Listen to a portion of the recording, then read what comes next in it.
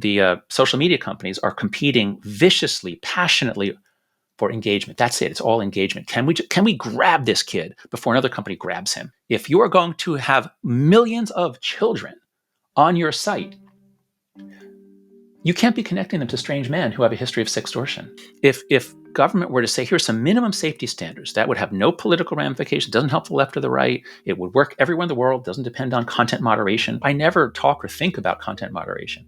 I'm totally focused on design. We designed cars dangerously before the 60s. Now we design them safe, and they're so much safer. We need to do the same for social media platforms, which are the companies that own our kids' lives.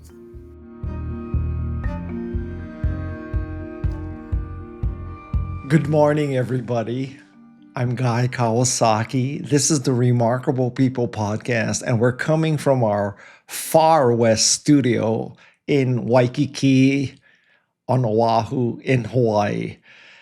And I'm particularly relaxed today, and I have a great guest, but honestly, this topic is not that relaxing. His name is Jonathan Haidt. And he is a social psychologist. He's a best-selling author, and he explores things like morality and culture and social media and psychology of division. His latest book is called, of all things in Hawaii, The Anxious Generation: How the Great Rewiring of Children is Causing an Epidemic of Mental Illness. It's quite the subtitle, Jonathan. And let us just say that his book and what we're going to discuss today is going to help you understand, the impact of social media and other things on society. Did I get all that right, Jonathan? Yep, that is all correct. And are you suggesting that in Hawaii, people don't even know what anxiety is because life is so lovely and wonderful? Well, not since I got here. Hawaii is supposed to be the happiest state, I think. I read that someplace. Yeah. So first of all, I got to tell you, I saw a video of you on Neil deGrasse Tyson's podcast, and he started off by saying that he was really offended and hurt that you didn't ask for his blurb for your second book. I thought that was the funniest damn thing. Yeah. Well, yeah, because he blurbed the previous book. But yeah, I think we smoothed it all out in the course of this. I'm glad you did. I'm glad you did. So, first of all, before we get into this social media stuff, I want to go back to your work in like 2005, where you came up with this concept of the moral foundations theory. And well, first of all, I'll let you explain it, but I found that very interesting. So will you please explain the 6 kind of factors or foundations in your moral foundations theory? Mm-hmm. Sure. Yeah. So first, I should just give listeners a sense of who I am, which is I'm a social psychologist, which means I study how we influence each other. And early on in my career, while I was in grad school, I picked morality as my topic. Why do we care so much what other people are doing? How do we judge them? And then I also quickly picked cultural variation in morality as my topic, because you will not find a human society that doesn't care what people do, that isn't gossiping and judging and criticizing. That's part of human nature. But yet, morality varies across cultures. And so that's what I began to study in the 90s in graduate school, and then in my first faculty position as a professor at the University of Virginia.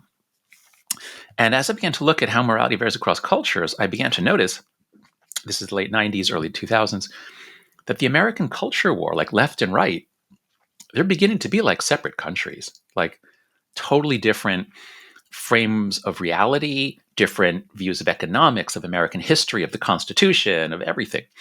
So the culture war was beginning to be like literally 2 different separating cultures. Now it's kind of obvious that we're separate cultures, but it wasn't so obvious back then. And so in the process of trying to understand how to, we've all got it, but it varies. And a lot of people said, oh, well, it's like language. Everyone has language. It's part of human nature, but our languages differ. That's a common analogy. But because I was studying, I began to see that moral judgment is really much more based in the emotions and in quick intuitive reactions than it is in reasoning. And so I use the metaphor of the tongue, all of our tongues have the same 5 taste receptors on them. That's sweet, sour, salty, bitter, and umami, a kind of a meat flavor. We all have the same 5, but our cuisines are different, but we can like each other's cuisines. And so from looking at all kinds of moral traditions and cultures, my colleagues and I came up with the view that there's at least 5 foundations that are like the taste buds of the moral sense. They are care, fairness, loyalty, authority, sanctity, and then later we added liberty. So there's 6 taste. There are more. There are other things, but with those 6, you can really understand the coherent worldview of the left and the coherent worldview of the right, and why each side thinks the other is wrong, and why libertarians are kind of different from all of them. And you can look at how American culture has changed, and you can look at how America versus Iran versus Russia. Like you can the idea was to give people a vocabulary to say, oh, okay, this is what they say. I see how it's based in these 3 taste buds, not in these other 3. So that's what the theory is about. And, that's 20 years ago. So has the theory proven to be more correct or less correct? I mean, if anything, we're more sort of separate and, Yeah. divided. Yeah. So the theory, in terms of what are the universal taste buds of the moral sense, the theory has held up very well. There are critics in psychology. There are people who have alternate models. But the one revision that we made in this work more recently, so I should say the original work was done especially with Professors Jesse Graham, Brian Nosek, Pete Ditto, Sana Koleva, Robbie Iyer. That was the original team that created the first version. And then more recently, Mohammed Atari, who's now at the University of Massachusetts at Amherst, has really been leading. He did an incredible job online, surveying like more than a dozen different cultures, giving a lot of new questions, doing factor analysis to figure out what's the factor structure in all these cultures. And the only revisions we had to make are that we broke fairness into sort of equality, which is what the left cares about, and proportionality, like the law of karma, like, do the crime, do the time. Proportionality is what the right cares about. So even on fairness, there's a left-right difference. That was the main change that we made. So the theory has, I think, held up very, very well in terms of what are the foundations. What's changed is that when I wrote my book, The Righteous Mind, that was 2012, based on all this work. When I wrote The Righteous Mind, the left was still visibly liberal, and the right was still visibly conservative. And what's happened since 2012 is that the left is split. There's a far left that is really illiberal and pushing for things that are contrary to the liberal tradition. And on the right, there's a far right that is really radical, reactionary, that is not recognizably conservative. There's no connection between the far right or the MAGA right and the conservative intellectual tradition, for which I have a great deal of respect, going all the way back to Edmund Burke. So American politics has gotten much more extreme. I believe one of the main factors is because of social media. And so we don't have liberals and conservatives anymore. I mean, they're center left, center right, we still have some, but our politics is driven by the extremes. And that is terrible for a large, diverse, secular, liberal democracy like the United States. It is terrible for us to be being pulled apart like this. We're in big trouble, I believe. So correct me if I'm wrong, but when I read this theory, my reaction was, if you're a liberal, you think conservatives are bad, they're evil, blah, blah, blah, and vice versa. But if you look at your 6 factors, all of your 6 factors are kind of positive things, right? Like, sanctity and liberty and all this kind of stuff. So it's not that they believe in the opposite of you. It's just, which flavor is most important to them, but it's all on sort of 6, more or less, at the very least, neutral, but perhaps even positive features, right? Yeah. Well, that's right, because our morality is not just like a taste. Like, it's not just like good, bad. Like, our morality, or at least political morality, is a set of ideas and metaphors and beliefs and facts that are built up over many decades or even generations on certain foundations. So on the left, there's been much longer a tradition of focus on victims, on those who are oppressed, those at the bottom, and that was incredibly powerful in bringing about the rights revolution. So the civil rights, gay rights, animal rights. I mean, women's rights. All the rights revolutions were driven by much more by the left. And so what you do is over time you construct a narrative about groups, and some groups have power, and some groups are oppressed. And sometimes that's right. And that was true at times, and it's still true at times. But that view became so hardened on the left, I believe, and this is just my analysis of how we got so extreme, became so hardened on the left that they kind of took it into everything, like everything is victim oppressor. And this went across universities in 2015, causing, I think, catastrophic results, which I wrote about in a book called The Coddling the American Mind with my friend Greg Lukianoff. So the left kind of gets hardened into these are not the moral foundations themselves, but these make sense if your main moral foundations are care for victims and equality in a country that has a lot of inequality. That is not a crazy way to think. Okay, so that kind of gets hardened, and it was very helpful in the 50s, 60s, and 70s. I'm not sure it's been so helpful in the 2010s when we even got gay rights and trans rights have been instantiated by the Supreme Court. So that's on the left. On the right, they care more than the left does about loyalty, like group loyalty, and authority and respect for authority and sanctity. And some of your listeners might be saying, "Really, they care for authority? Look what they're doing to the Constitution and American traditions." I think what happens there on the right, you've long had this idea, going back many decades, that the left is attacking moral order. The left, they hate everything about America's past, and they want to tear it all down. And our job is to preserve it. And that's a visibly conservative sentiment. And what I say in the Righteous Mind is that a healthy society has a liberal wing that's like pushing for change, and a conservative wing that says, "Whoa, slow down! Not so. Let's have a gas pedal and a brake." You don't want a country without both of those. But on the right, I think they've hardened into the left is always trying to destroy America. They hate America, and we are the real Americans who are guarding American traditions. Now, one of the greatest American traditions is the Constitution. That's all about dividing powers and limiting the power of the presidency. That's what the founding fathers were afraid of, that you'd have a tyrant who would take over and assume all power. So you might say, like, come on, conservatives, like, this is what you should be offended by. But again, if you take that view that the left is the enemy and they've been trying to destroy America for decades and decades, and then you get modern social media and you get everybody more extreme, now you can have the view on the right that our enemy isn't Russia or China or Iran, it's the left. And we've got to fight the left. And it's very scary when the executive power of the country is harnessed. I don't want to get too political on you. I just want to say, whether your listeners are on the left or the right, your worldview makes full sense. I totally grant that. And the other side, they believe that theirs makes full sense. And the further we get apart, the more we hate the other side, we become incapable of believing that they really believe that. And this is where we are in the culture war. And this is a very dangerous place.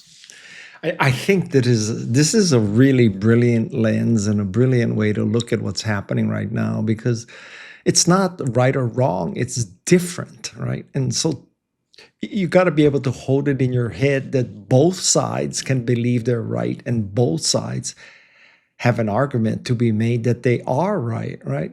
I mean, I say right, I mean correct. And I fully agree with that. I'll say something a little bit more controversial, which is I actually think that you can sometimes say where the other side is wrong. Now, you can't just do that in a vacuum. You have to have a frame of reference. But from a sort of a vibrant liberal democracy, and the United States was the world's premier liberal democracy for so long, I can say, and I have said, and I get a lot of flack for this, that some things on the left, like cancel culture, is deeply illiberal, and they are wrong. They're wrong to create a climate of fear where people can't speak up, even on comments. So I've said, like, even though I respect both sides, like, I think this is kind of contrary to liberal principles. And the same thing on the right, where I think we can see that power with no checks on it is really dangerous. And to see all the checks going away, and to see Congress doing nothing, and to see the Supreme Court seeming to bless the power grab. So I'm willing to say that we're all ethical creatures. We're all We all want what's best for the country, for our families, for the world. But man, the two sides are both kind of suffering at the extremes, at least, are suffering from some delusions and pursuing some policies that I think betray their own traditions. Okay, now on to more positive stuff or social media. Well, we're already on social Yeah.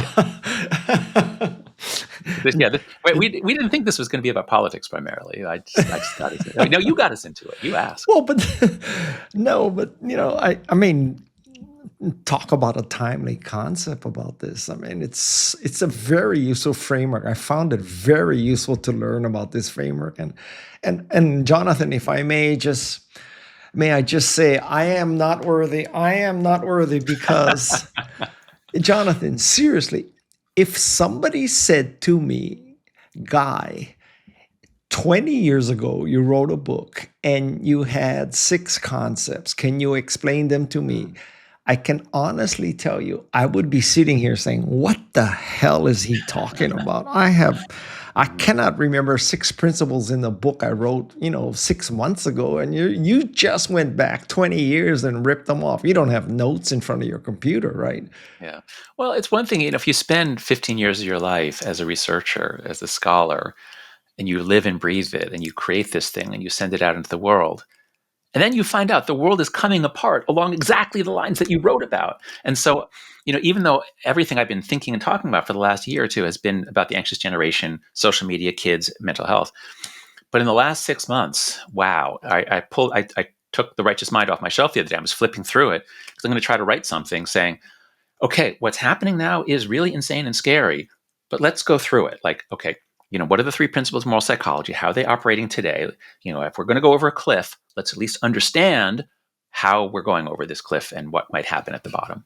Well, if I were someone who worked for the Atlantic and listening to this podcast, I would be calling you up in the next 5 minutes and saying, Jonathan, we need an article for the Atlantic about this. We're already there. So I love the Atlantic. Most of my most influential pieces have been in the Atlantic, and I am now officially a contributor to the Atlantic.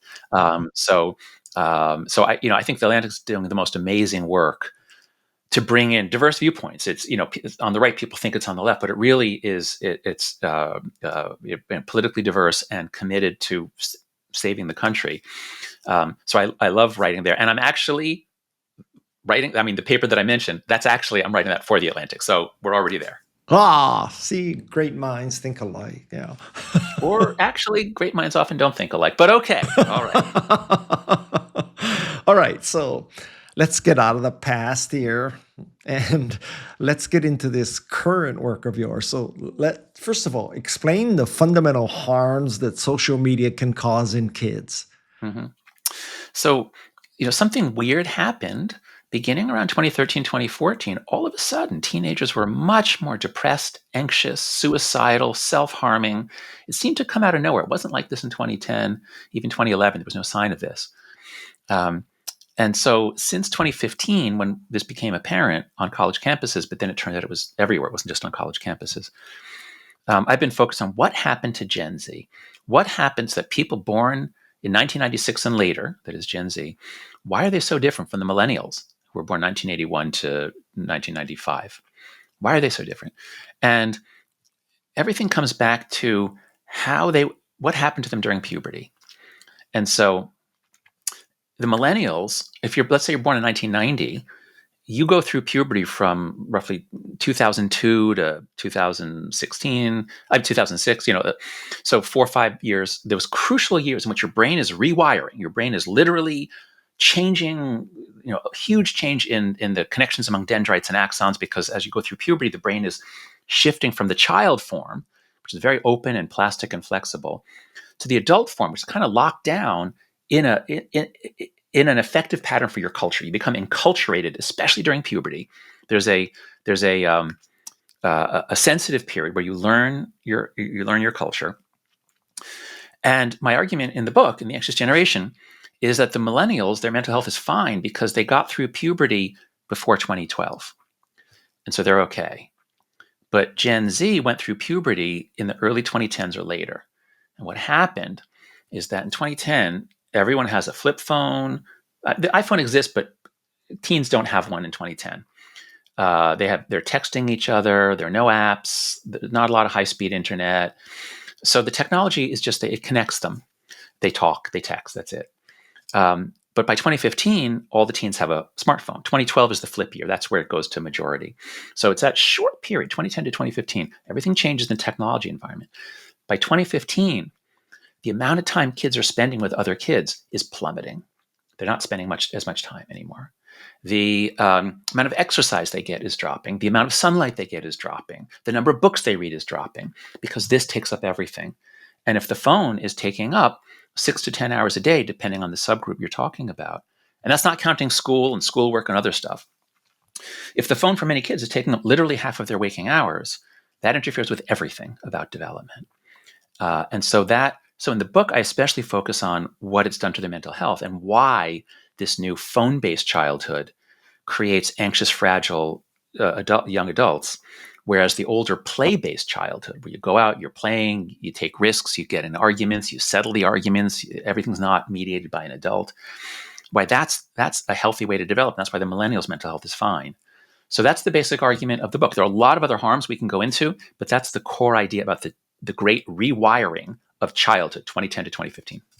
And is there any, issue that someone pushing back on you would say, well, Jonathan, post hoc, propter hoc is not necessarily true, right? I mean, just because we see these changes in them and it happened after smartphones doesn't mean necessarily the smartphone caused it, right? So do you have like proof that it was the smartphone, nothing else?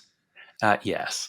So first, I certainly grant that if all I were to say, and in the first chapter of the book, I say, look what happened to mental health, over and over again in multiple countries, same thing in the UK, Canada, Australia, New Zealand, Scandinavia. So if I say that, and then I say, what changed? Oh, technology changed. Okay, that's just a correlation, a historical correlation. That does not prove causation. It could be anything else. And so I'm surprised how little pushback there is, actually. I expected a lot of stuff to be written. There was one article written in Nature that was very critical. And that's really the only one. And everybody cites that to say, it's totally controversial. There's a big fight. There's really that one article. There are a couple of other negative reviews, but the reviews have been overwhelmingly positive. And there's actually a small group of researchers that think I've misinterpreted this. And we have a normal academic argument. And so what you're asking is, how can I show its causality? It's not just a historical correlation. And so the answer is, we're just about to come out with an essay on my Substack, After Babel, where we show there are 7 different lines of evidence. 7 different lines. Very briefly, they are. Well, think about it this way.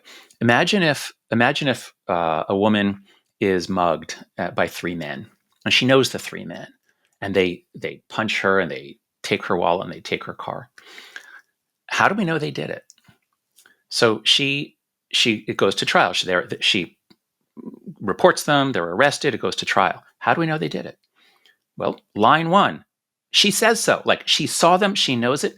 And with social media, the kids say it. When you look at, so in this article, we showed the 7 lines. Line number 1, surveys of Gen Z.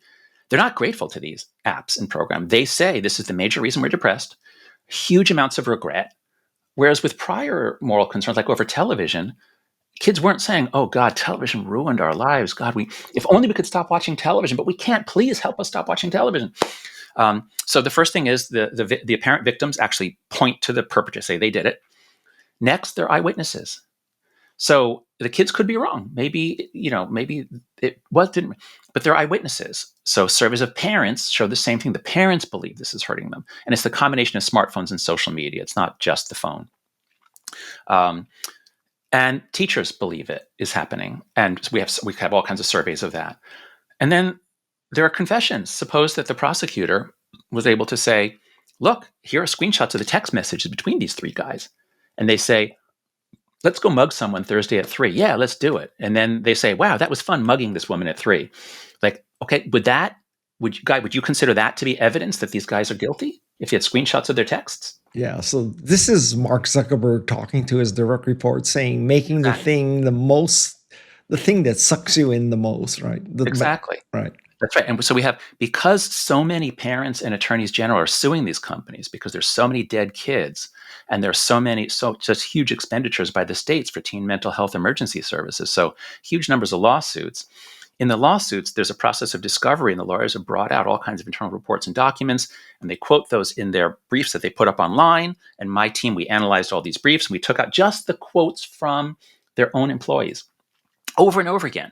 The goal is to addict them. They know what they're doing. TikTok seems, heavy use of TikTok seems to correlate with, loss of ability to pay attention and, damage to relation. I mean, it's unbelievable. So if listeners go to afterbabble.com or just search industrial scale harms, you'll find our posts on TikTok and Snap. So that's the third line of evidence, that they say so. Like, their own reports say that they're hurting kids. Okay. Then the fourth line is the correlational studies. Now, correlational studies can't prove causality, but there's an argument over whether the correlations are so low that they don't matter or whether they're much larger. And so I believe we're going to win that argument, but we lay it all out, like, how do you interpret all these? Then there are the experiments, which we generally do think establish causality. And we can't run the real experiment, which is, let's take 1,000 kids and not give them iPhones and social media and let them go through puberty. Like, that would determine it. If we could do that, that would totally set, but we'll never do that, of course. So instead, we have these little toy problems. And a toy problem is, let's try to get 500 college students. We'll randomly assign half of them to reduce their social media use for a week, 2 weeks, 3 weeks. And let's see if they get less depressed. And the answer is, yes, they do, compared to the control condition. Now, that's only if you wait a week or longer. Some studies go 1 day. And if you blend in the 1 day studies, if you're addicted to something and then they take it away from you, are you happy?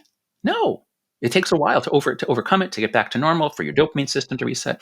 So the experiments, there are quasi-experiments, there are longitudinal studies. So this will all be, we'll be posting this in the next couple of weeks at afterbabble.com.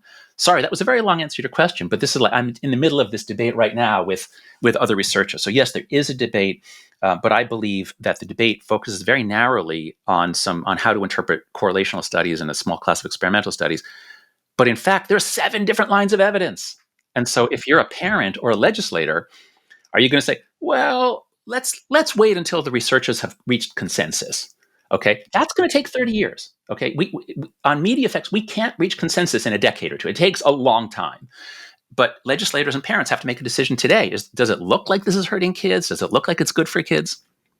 So that's where we are. Well, that's like, my mother used to tell me, if 4 people tell you you're drunk, you catch a cab, right? You don't say they're all wrong. That's right. That's right. No, they're all wrong. I know better. Yeah. And is the evidence that social media is especially harmful to girls? Mm-hmm. Yes. To be clear, what we're talking about here isn't social media overall. It's a single variable, which is what we study, because we don't know what the kids are doing online. Only the companies know. They see the damage. We don't know. All we know is there are a lot of surveys where you ask 1,000 kids, how many hours a day do you spend on social media? It's often not defined. It doesn't include texting. So you say, how many hours a day? 0, 0 to 1, 1 to 3. So we get like a 5-point scale of just the amount of time. It's not even that accurate, but it's correlated with the reality of how much time. That's all we have. So we look at that, and then we look at how often were you anxious in the last month? So we have a variable on mental health. So if you just look at that correlation, then girls have a bigger correlation repeatedly. Girls are more harmed by spending time on social media if you're just looking at that relationship. That I'm very confident about.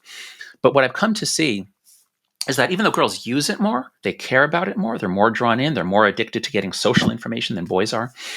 When we look at very serious harms, like who actually dies because they bought drugs that relate with fentanyl on Snapchat. Super easy to buy drugs. You can do it in, one guy, within 10 seconds of opening an account, he was able to find drug dealers. So who is dying because they bought Percocet that turned out to have fentanyl in it? Who is getting sextorted? That is, who is being tricked into sharing a naked photo of themselves, showing their genitals, and then is revealed like, oh, I thought I was talking with a sexy girl, but it turns out it's a sextortion ring operating somewhere in Asia or Africa, and they're going to destroy my reputation and send this photo to everyone I know unless I pay them $500, and then another 500, and then another 500. And so we know of about 40 cases. We know the names of boys who killed themselves that day or the next day. So when we look at the very serious harms, sextortion, driven to suicide, fentanyl, now I'm not sure there's a sex difference. Oh, cyberbullying, that causes a lot of suicides. And there it's also a lot of girls. So in terms of very serious harms, there may not be a sex difference, or it might even tilt towards boys in terms of actual death. But I don't have those hard numbers. And I think you already said this, but I just want to reiterate that this is not a uniquely American phenomenon, right? Right, that's right. Is it everywhere that has smartphones and social media like this? Not quite, not yet, for an interesting reason. So a couple of amazing things about this, and this is what convinced me. So to go back to your question, like, okay, you got this correlation. Does that prove causation? The correlation doesn't prove causation, but the fact that the same thing, very much the same pattern, happened in Canada, the UK, Australia, New Zealand. So the Anglo countries at the same time. Usually whatever happens in America gets to Australia, New Zealand 3 to 5 years later. But this was the same. Okay. And in all countries, the girls' curve is steeper than the boys.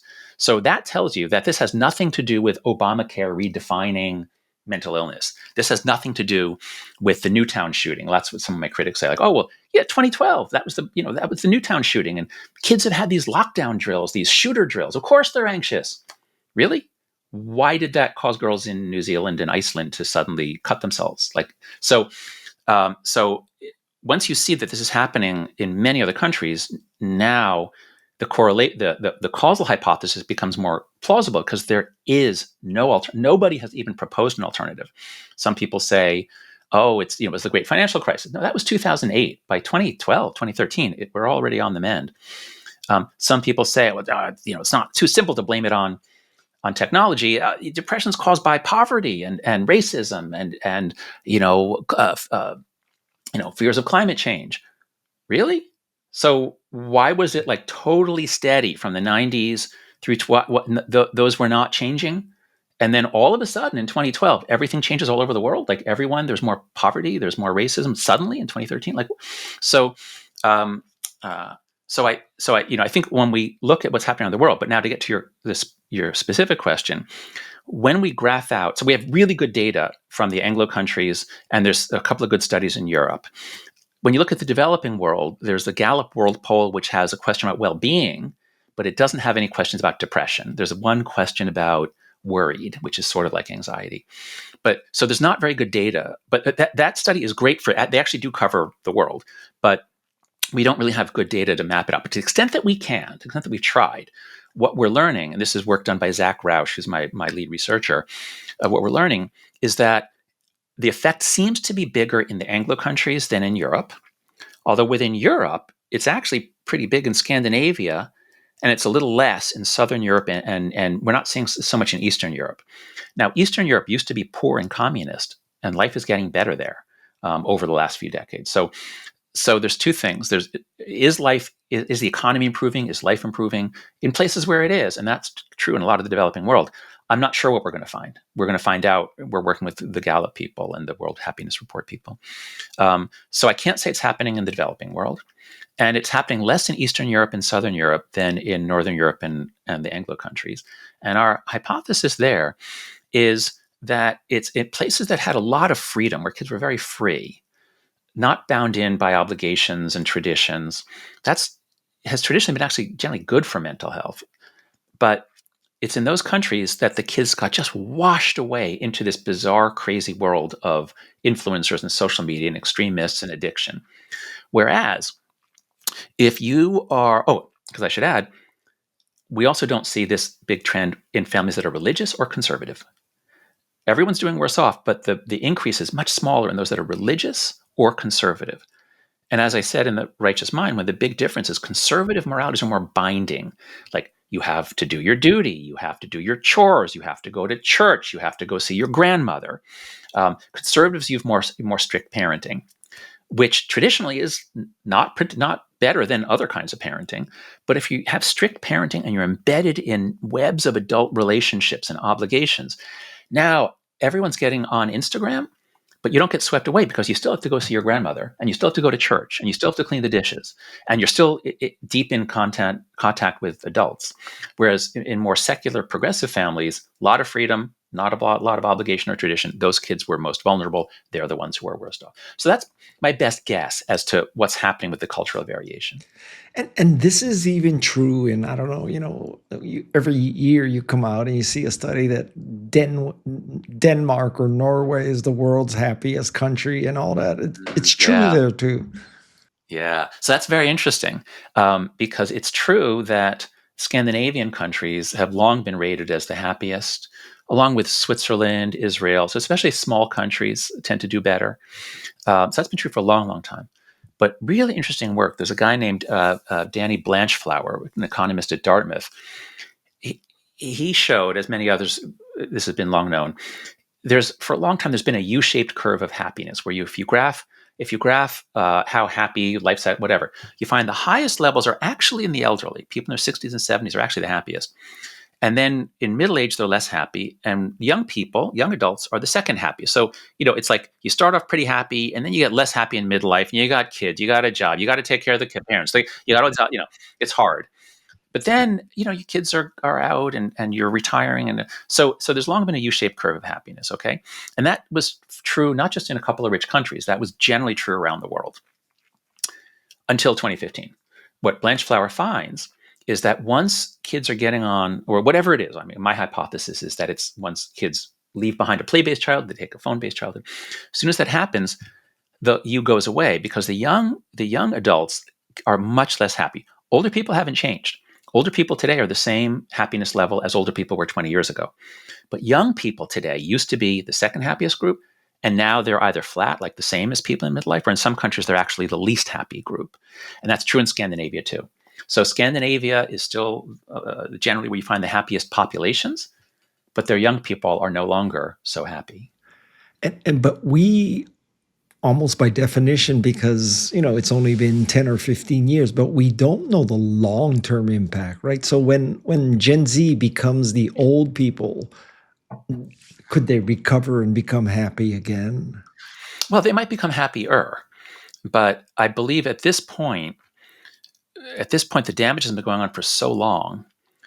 And, some people thought, like, oh, they'll grow out of it. Like these college students that are so fragile, or that are complaining about a book, or, they won't be able to do they won't be able to do this at Google. They won't be able to act like this. They're going to have to grow up and join the real world.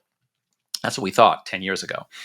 But it turns out that a lot of these companies are accommodating to this. Now, part of it is, of course, you need to accommodate to levels of mental illness. That's the law, and that's the ethical thing to do. So young workers today have much higher levels of anxiety, depression, and other internalizing disorders. So you have to accommodate to it, but they don't seem to be growing out of it. So people in their 20s are much less happy than people in their 20s used to be. It's not just a teen thing. And again, if you go through puberty is when your brain is changing and assuming adult position. If you're not socialized by your culture, by the elders in your culture, by your older siblings, by books and movies that your culture thinks are good, if instead it's just 10 million little snippets of nothing on TikTok, if that's what's wiring up your brain during puberty, there's a good chance that it's going to be permanent. And by permanent, I don't mean like anyone who improves their habits can improve their outcomes. I'm not saying fatalist, like you're locked in. But when we look at a whole generation, we're looking at averages. And the odds that the average, or that all of these people in their 20s are going to quit social media, try to regain control of their attention, try to develop some discipline, like that's not going to happen. So I think we are going to see an echo of where Gen Z, all the way through their life course, is going to look different and diminished compared to the millennials or Gen X before them. Okay, so let's assume that you're right. I mean, you got 7 pieces of evidence, so let's assume you're right. So the next question for everybody listening is, okay, so now what do we do at this point? What's the collective response we should be making? Yeah. So yeah, that's a good way to put it, the collective response. I think that's what I brought to this topic. I haven't been studying this my whole life. I've just been studying it for about 8 years, but intensively for 6 years. What I brought was the sensibility of a social psychologist. And so I think the people who were researching it before, they didn't seem to fully grasp the degree to which what everyone was doing was kind of forced by what everyone else was doing. It was a collective action problem. The kids all had to be on Instagram back in 2012 because everyone else was getting on Instagram, and they had to have a smartphone. Nowadays, you have to have a smartphone in sixth grade in a lot of places because everyone else has a smartphone in sixth grade. So what I did in The Anxious Generation was at the end, I said, okay, let's understand that this is a collective action trap. The kids are in it, the parents are in it, even the companies are in it. Because if Instagram or if Meta was to do the right thing and not let on people under 13 years old, which is what the law is supposed to be, if they actually kicked off people under 13, they'd all just go to TikTok. So the companies themselves are trapped in a collective action problem. They're competing viciously to get younger and younger and younger users. So the way out of a collective action trap is with collective action. So what I lay it out in the book is 4 norms. And if we do these 4 norms, then we'll save Gen Alpha. We'll save the kids. Gen Alpha, birth year 2011, 2012. We don't really know yet, but roughly in there. So the kids who are just beginning puberty now, that generation, if we can do these 4 norms, we can make a big impact on their mental health and their strength and their competence and their confidence. Here they are. No smartphone before high school. You can give a phone watch, you can give a flip phone, but don't give them a supercomputer with an app store and push note. Don't give them all that stuff, which is going to take over their lives. Wait until they're in high school for that. Ideally, we'd wait longer, but the world is kind of making kids have a smartphone. So let's just clear it out of middle school. Second norm, no social media before 16. This should be a law. The current law says 13 with 0 enforcement. The companies have no obligation to check ages. Australia has raised the age to 16. In part because the wife of one of the politicians there read The Anxious Generation, said to her husband in South Australia, said, Peter, you got to read this book. You got to do something about it. And so they developed, first in South Australia, then the whole country, a law. It'll take effect in December that kids are going to have to be 16 to open an account or to maintain their account. And that would be huge because there's really no way to use these things safely. Once you're on these algorithm-driven, engagement-based business models, even if they could take away all the bad content, you still would get addicted, huge social comparison, you wouldn't sleep as much. I mean, all these problems would still be there. So raise the age to 16, be done with it. Treat it like, drinking, driving, gambling. There's all sorts of things that are appropriate for adults, not appropriate for children to be talking with strange men who are going to sextort them. The third norm is phone-free schools. And this has been the most spectacular success because the teachers can't stand the phones. Can you imagine standing in front of a classroom and trying to teach anything while half the kids are on social media, especially TikTok and Instagram? They're watching short videos. A quarter are playing video games and a quarter are watching porn. Okay, it's not a quarter watching porn, but the point is, but sometimes it is. The point is that the teachers have long hated the phones. There's no reason why kids should have phones while they're in school. If there's a smartphone buzzing in your pocket and you're addicted to it and everyone else is texting, you've got to check. And so test scores are literally dropping around the world and across the country. Our kids literally know less than kids did 15 years ago because they're so distracted. They're not able to pay attention in school. So once we propose, here are the 4 norms. One of them is phone-free schools. Teachers, parents, people jumped into action saying, yes, we wanted to do this for so long, but we were afraid of the number of the parents that would complain, the parents that would say, no, I have to be able to text my son. Like, what if he's anxious? I need to text with him. Like, no, you don't. This is part of the problem if you think that you do. The kid needs to learn to separate and learn how to deal with the people in school. You need 8 hours apart is good for your kid, good for you. So this is just an amazing success. A number of countries have done it. Brazil, within 10 months of the book coming up, Brazil had banned all phones in school. And 19 American states have done that. If you're listening to this and your state is one of the 19 or so that only banned it during class time, I'm really sorry for you, but your legislators made a mistake. Because while that will help a little bit during class, you don't get any of the benefits from an all-day ban. When schools ban phones for the whole day, we always hear the same thing. There's laughter in the hallway. We haven't heard that in 10 years. The lunchroom is loud. We haven't heard that in a long time. Kids are playing games with each other. They're playing soccer at lunch rather than sitting on their phones for the lunch period. So only a phone-free school, a distraction-free school, the whole school day, that brings miraculous results. Oh, discipline problems drop. Many schools are some ballpark of 50%. These are not small drops in one of the most important outcome variables. Are kids getting in fights? Are they destroying the bathroom? All that. If they can't take a video of it, why would you do it? Why would you trick someone into coming into the bathroom so you can beat the hell out of them if you can't take a video and post it? And so once you go phone free for the school day, discipline problems plummet. And then the fourth norm is far more independence, free play, and responsibility in the real world. Because the point isn't just take away the devices and hope that they play with each other. It's rearrange life so that they're actually allowed to walk out the front door without you. They're allowed to go over to a friend's house who lives 3 blocks away when you're 9 or 10 years old. Everyone used to walk around by the age of 8. You and I grew up during a huge crime wave, maybe not in Hawaii, but in most of the country, there was a huge crime wave in the 70s and 80s, but kids still played outside. Now crime is way, way, way down. Drunk driving is way, way, way down. Child deaths are way, way, way down. The world is so much safer than it was when you and I were growing up. But parents are afraid. We've lost trust in each other, and we're freaked out by things we see on social media and television. So we've got to overcome that. We've got to find ways to let our kids out to play and develop a sense of independence and learn that if there's a setback, they can handle it. They don't need to call for reinforcements by phone or text. So those are the 4 norms. If we do that, we change childhood, we roll back the phone-based childhood, we restore the play-based childhood, and Gen Alpha is going to come out a lot better. Well, but just to play devil's advocate a little bit, isn't one of the interpretations of that to protect privacy and stuff like that, you have to invade privacy? I mean, how do you actually enforce something in Australia that you have to be over 16? And kids are going to figure out a way around that. They're going to find a site that doesn't participate in that. I mean, there's so many loopholes. How do you make this work in practical terms? So if your question is how do you make it work perfectly, the answer is you can't. Same thing with alcohol. We have laws against drinking, but kids are going to find a way around. We have laws against heroin and marijuana, but kids are going to find a way around. So perfection is impossible here. I grant that. But we as a society, we have 100 years of experience age gating the physical world. We know what's dangerous. You have to have a fence around a swimming pool. You have to be 18 or 21 to gamble. So we've had fences in the real world, but with the virtual world, we just kind of said, oh, whatever. It's hard to do. It's hard to age gate. It's true. It's harder than in the real world. You show a driver's license to buy beer. It's harder. So how about we give up? How about we just say, it's hard. So let the companies have the kids. We don't need the kids anyway. Let them take a second generation. And what Australia has done, I think, is really brilliant. They didn't try to legislate how to do this because governments aren't good at that.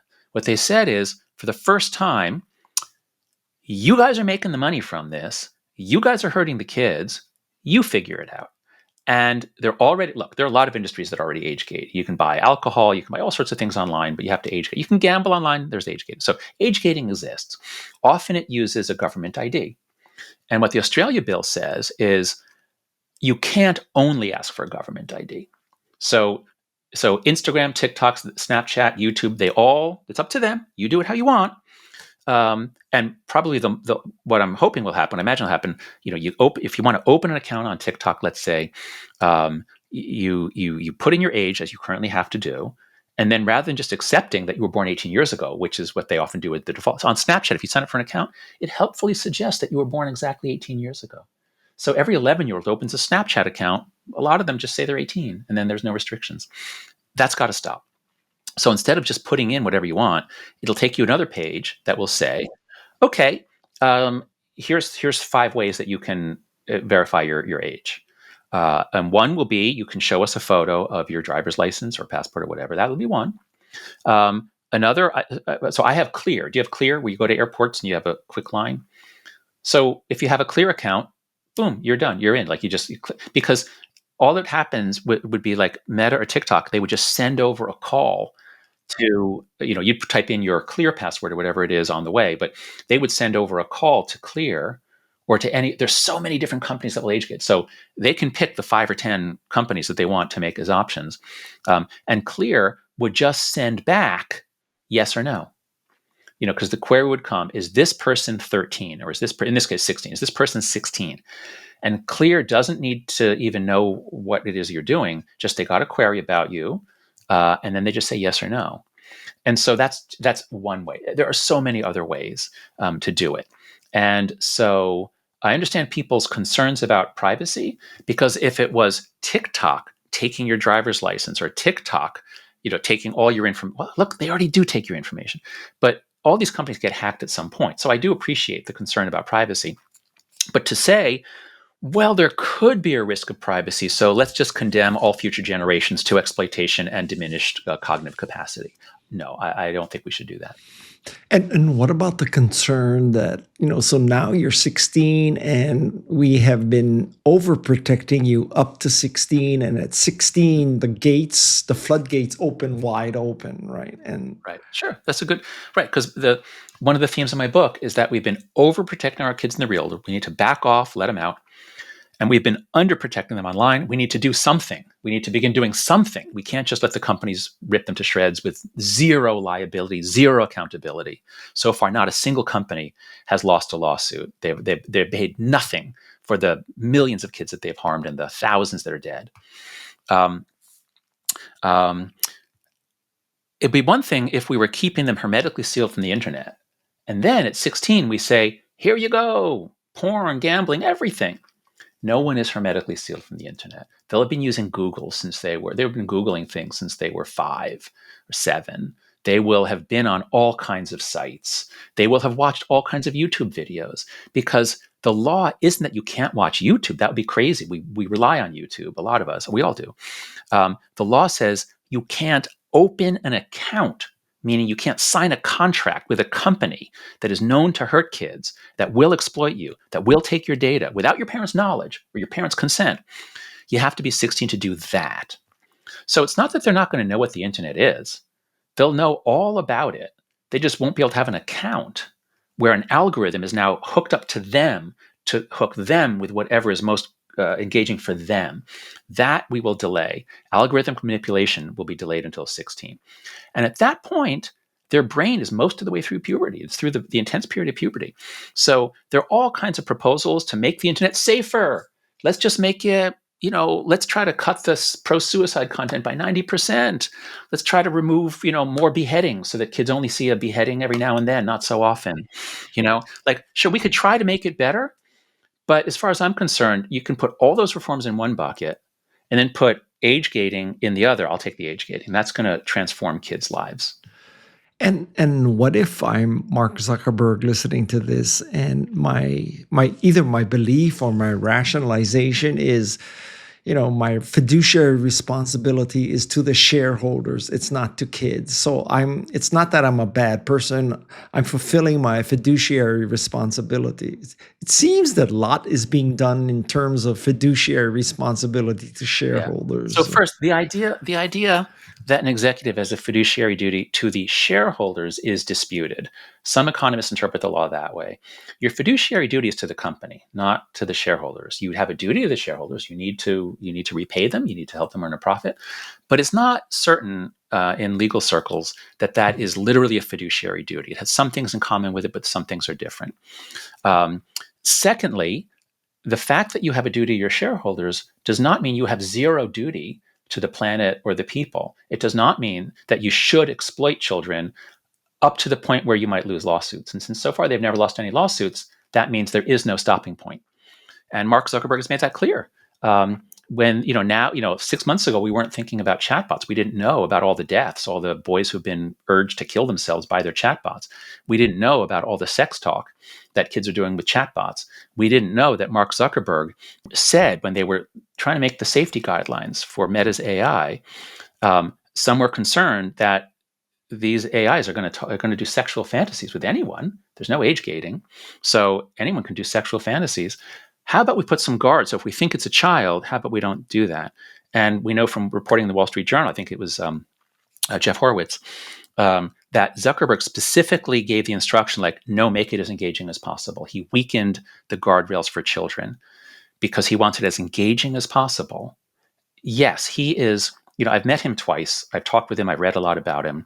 I know he doesn't want to hurt children, but everyone says he's a very, very competitive person. Nick Clegg said in his recent book, he's the most competitive person he's ever met. So I don't even know that Zuckerberg is trying to give a return to his shareholders. I think Zuckerberg he just wants to win. He's very competitive, and channeled in the right way, that is great for a free market society. But that is only if you have functioning markets where there are constraints on the externalities that you can impose on innocent people. And Meta has such a long history of telling us they're going to reform, telling us they care about kids. But there's just insult after insult, injury after injury, and specifically saying that chatbots can talk about sex with kids is unbelievable. Oh, and it wasn't just this one thing that he said in an interview. A little later, a document came out. It was their internal company policy that said they can have sensual conversations. And they gave examples of what's permissible. It's disgusting, absolutely disgusting. The chatbot talking to a 13-year-old saying, oh, I would bring you to the bed and I would rip off your shirt. I mean, this is completely disgusting. And this document was signed by the chief legal officer, by the chief ethics officer, by all the top brass. This is official Meta policy. We're putting out a product that will do sexual fantasy with any 9-year-old who says she's 13. I'm sorry, but the fact that Mark Zuckerberg is very competitive doesn't mean shit to me. I don't give a shit how competitive you think you are. It's still not right? I mean, yeah, that's right. Ethics, right. And this is the eternal problem in a free market society. We get all the benefits. You've been right there in Silicon Valley. I mean, the benefits from the tech sector are beyond calculation. So, I love tech. And I used to think it was making the world better. And in many ways it still is. But we now have some technologies, first social media and now AI, where the trajectory looks incredibly dark. Yeah. Well, what do you think of a concept that, to use the metaphor, it's kind of like, the process of getting a driver's license that, there's a certain minimum age, you get a learner's permit, you might have to take a driving class before you get a full license. Because right now, isn't it, the day you're 16 and can prove it, bada bing, bada bang, you're in. What about the day you're 16, you cannot just jump in a car and drive, right? Well, right, you have to pass a written test, but I'd like to. I'm going to challenge that metaphor and apply a different one, because I recognize that the internet is different from driving because of free speech issues, and especially in the United States with the First Amendment, which I love. I'm a big fan of the First Amendment compared to other countries, and so I would never say the internet, so many dangers. Kids need a driver's license before they can use the internet. We'll make a kid's license so that if you're a kid, you can go to these sites. Okay, no, that I would not want to see that. That would be a clear violation of the First Amendment. No, that's out of the question. But here's a better analogy using cars. When cars first came out, there were no safety features. It was really just, can we get this thing to go? And if you crash into a tree, the glass breaks and punctures you because it's window glass. And there are no seatbelts, and et cetera, et cetera. So over time, they get a little better, but not much better. And in the 60s, Ralph Nader writes a book called Unsafe at Any Speed, pointing out that we're putting people in these vehicles that are beautiful. Pintos. They're optimizing. Pinto is not beautiful. Well, that's true, because the 70s, after the gas crisis, you're right, they get small and stupid. But when Nader was writing, he was showing these companies, they're all competing on looks. Okay, they're competing on style. Great, we have stylish cars. That's nice. But they see safety as a cost. Like, why would we put in seatbelts and safety glass if it's going to raise our production cost and consumers aren't asking for it? So let's not do it. So Nader writes this book, Unsafe at Any Speed. And I forget where he says, but in the book or later, he says he imagines that someday he hopes companies will compete on safety. And it only happened because government mandated. They said, okay, wow, yeah, here are some minimum safety standards. If you're going to put people in cars, you have to have seatbelts, and eventually you have to have airbags. So you have to have all these things. And cars got so much safer. That, I think, is the right analogy here. Right now, the tech company, the social media companies are competing viciously, passionately for engagement. That's it. It's all engagement. Can we grab this kid before another company grabs him? And it's for adults too, but I'm focusing on the kids. They're all competing on engagement. And now with AI slop, now it's like, oh, let's have AI. I mean, our users weren't making weird enough stuff. Let's have AI make even weirder stuff that'll hook people because it's so weird and interesting. So how about if government says, here are some minimum safety standards. This is not about speech. If you are going to have children on your site, if you are going to have millions of children on your site, you can't be connecting them to strange men who have a history of sextortion on your site.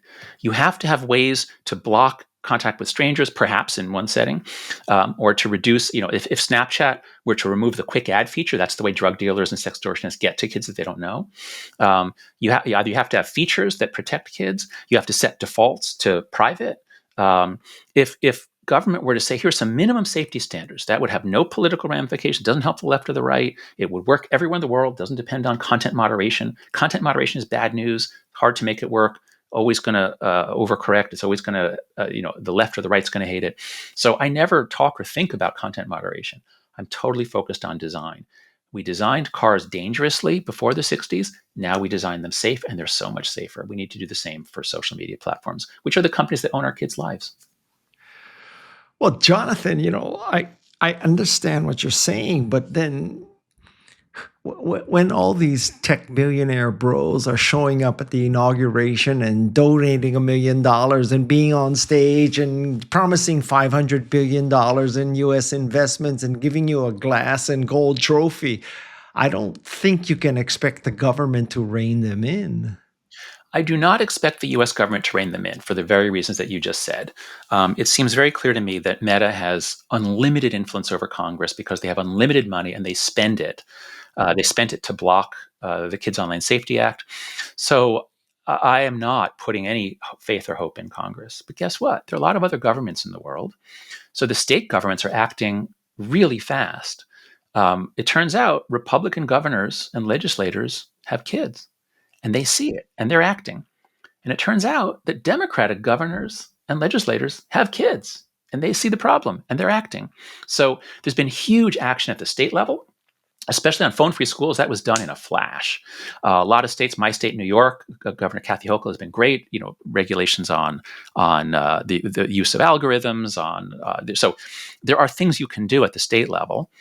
And guess what? There are a lot of other countries in the world. And so the EU and the UK have both enacted some laws that are a little complicated, but we'll see how they work out. Australia has done something very simple and powerful. We'll see how that works out. So there are governments that can act. And I wrote the book as an American, meaning we don't have a functioning legislature in our country. We have a thing that sits in Washington, and I don't know what they do, but they don't respond to the needs of the country. So I wrote the book assuming we'll never get any help from legislators. I wasn't even thinking about state and international. I wrote the book saying we're on our own here.